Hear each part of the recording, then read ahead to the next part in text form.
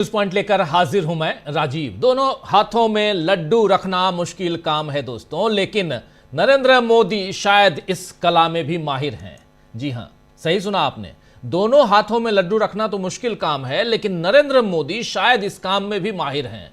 UGC के नए नियमों पर लगी रोक इस कला का एक एग्जाम्पल है, एक उदाहरण है।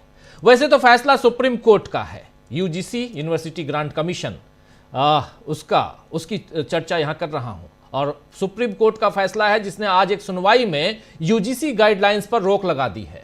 यानी मामला ठंडे बस्ते में जा चुका है। अब 19 मार्च को जब अगली सुनवाई होगी, तब तक बीजेपी कोई नया पैंतरा वोटर्स के सामने, यानी वोटर्स को साधने के लिए ढूंढ ही लेगी। दोनों हाथों में लड्डू रखने की क्रोनोलॉजी जरा देख लीजिए। 13 जनवरी को यूजीसी ने एससी, एसटी और ओबीसी छात्रों को उत्पीड़न से बचाने के लिए नई गाइडलाइंस लागू की, इसी 13 जनवरी को। फिर देश भर में इस पर सवर्ण छात्रों ने विरोध प्रदर्शन शुरू कर दिया। कई जगहों पर तो जेएनयू में सरकार के खिलाफ लगे थे। तब छात्रों सामने रख रहा हूं कि सच्चा न्याय किसी के साथ अन्याय नहीं हो, यही सुनिश्चित करता है। कानून की भाषा भी साफ होनी चाहिए और भाव भी। बात सिर्फ नियम नहीं, नियत की भी होती है। न किसी का उत्पीड़न हो, न किसी के साथ अन्याय, न किसी पर जुल्म ज्यादती हो, न किसी के साथ नाइंसाफी।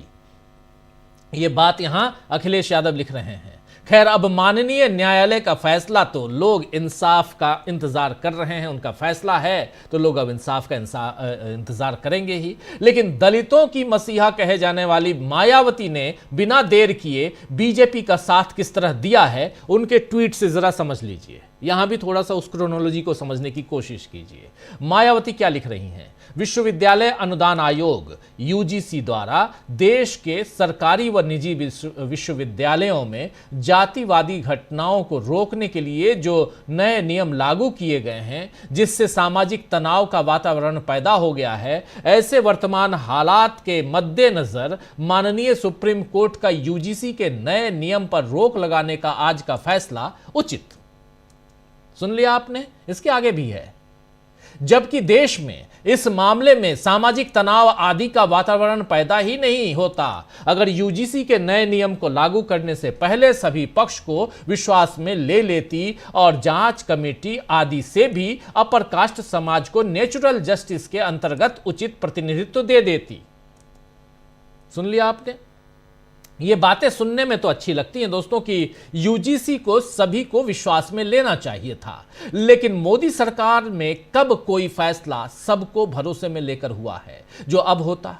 और जहां तक सुप्रीम कोर्ट की बात है, याद किया जा सकता है कि बाबरी मस्जिद को तोड़ना गलत था, फिर भी राम मंदिर के लिए उसी जगह पर जमीन देने पर रोक नहीं लगी। एसआईआर में वोट का अधिकार छीना जाना गलत था, लेकिन उस पर भी रोक नहीं लगी। आज एसआईआर पर अंतिम सुनवाई हो गई और फैसले का इंतजार है। फैसला कब आएगा पता नहीं, लेकिन रोक नहीं लगी। महाराष्ट्र में सत्ता छीनना गलत था, लेकिन बीजेपी को सरकार बनाने पर रोक नहीं लगी। मगर अभी समाज में विभाजन न हो, इस नाम पर यूजीसी गाइडलाइंस पर रोक लगा दी गई है। आपको बता दूं कि शीर्ष अदालत यानी सुप्रीम कोर्ट ने कहा है कि इन नियमों की भाषा में स्पष्टता की कमी है, जिससे उनका गलत उपयोग हो सकता है। तो सवाल है कि यूजीसी को भाषा को कुछ और स्पष्ट करने में आखिर कितना वक्त लगेगा? मुख्य न्यायाधीश यानी chief justice of India justice Suryakant ने चेतावनी दी है कि ऐसे नियम समाज को विभाजित कर सकते हैं और परिसरों में अमेरिका की तरह नस्लीय विभाजन जैसी स्थिति पैदा कर सकते हैं। बात तो सही है कि अमेरिका में जैसे श्वेत और अश्वेत लोगों के लिए पहले अलग अलग स्कूल थे, वैसा भेदभाव ना हो। लेकिन जब दलित बच्चों को मध्याह्न भोजन के लिए अलग लाइन में बिठाया जाता है, जब मंदिरों में दलितों का प्रवेश वर्जित लिखा जाता है, तो ये वैसी ही विभाजनकारी स्थिति तो है। इस बारे में क्यों बात नहीं होती? सुप्रीम कोर्ट ने यह भी कहा कि इन नियमों की जांच की आवश्यकता है ताकि यह सुनिश्चित किया जा सके कि उनका दुरुपयोग ना हो। यहां भी पूछा जाना चाहिए कि पहले ही जांच परख कर नियम क्यों नहीं लागू किए गए? आखिर कितनी लापरवाही से सरकार में काम होता है? यह सवाल क्यों नहीं पूछा गया? इसके अलावा सुप्रीम कोर्ट ने सॉलिसिटर जनरल से कहा, यानी तुषार मेहता से कहा है कि वो एक विशेषज्ञ कमेटी गठित करें जिसमें कुछ प्रतिष्ठित व्यक्तियों को शामिल करने पर विचार किया जाए ताकि समाज में बिना भेदभाव के समग्र विकास हो सके। तो आखिरी सवाल यह है सुप्रीम कोर्ट से कि कौन तय करेगा कि जातिगत भेदभाव दूर करने का विशेषज्ञ कौन है, वो प्रतिष्ठित व्यक्ति कौन है? क्या इस कमेटी में भी सरकार की पसंद के लोग शामिल नहीं होंगे या फिर निष्पक्ष तरीके से विशेषज्ञों का चयन होगा? संदेह है। खैर, सुप्रीम कोर्ट के आदेशों का पालन कब तक होगा और 19 मार्च तक गंगा यमुना में कितना पानी बह जाएगा, कौन जानता है। अभी तो मोदी सरकार को सवर्णों की नाराजगी से राहत मिल गई है और SC ST OBC को भी झुंझुना पकड़ा दिया गया है।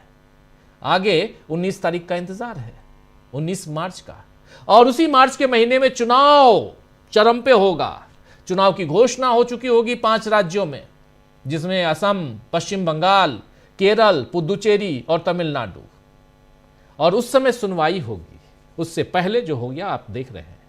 तो चर्चा करेंगे दोस्तों कि क्या मोदी सरकार ने कांग्रेस, समाजवादी पार्टी, RJD इन सब की चुनावी रणनीति में सेंधमारी कर दी है। लेकिन इन सब के बीच क्या सुप्रीम कोर्ट में हार गई है सरकार? मामला जो है वो क्या है?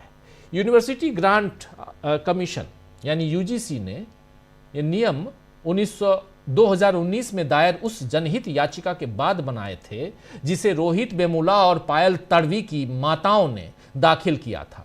दोनों छात्रों ने, रोहित वेमुला ने भी और पायल तड़वी ने भी, दोनों ने कथित जातिगत भेदभाव के कारण आत्महत्या कर ली थी। कहने में भी अच्छा नहीं लगता, सुनने में भी अच्छा नहीं लगेगा आपको।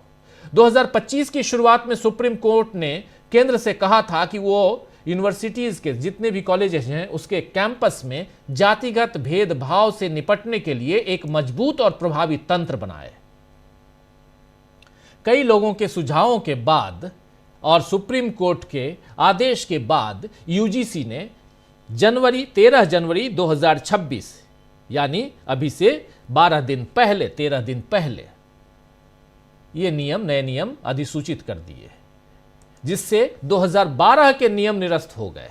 और ये जो नए नियम है उसमें जो कमेटी बनेगी, 3 कमेटियां, इन कमेटियों में OBC, SC, ST, विकलांग और महिला, ये 5 होंगे। सवर्ण उसमें नहीं होगा। सवर्ण नहीं होगा, यहीं पर चिंता इनकी उभरती है। लेकिन सवर्ण नहीं होगा और सुप्रीम कोर्ट ने कह दिया कि यह नियम ही स्पष्ट नहीं है, यह नियम अस्पष्ट है, क्लियर नहीं है। जो नियम बनाया गया है, इसकी जो ड्राफ्टिंग है वो ठीक नहीं है। अगर ये सब है तो ड्राफ्टिंग और नियम को स्पष्ट करने में कितना समय लगेगा, पहले भी मैं पूछ चुका हूं। तो बहुत सारे सवाल हैं, इन सवालों का जवाब ढूंढने की चलिए कोशिश करते हैं। मामला UGC का है, यूनिवर्सिटी ग्रांट कमीशन।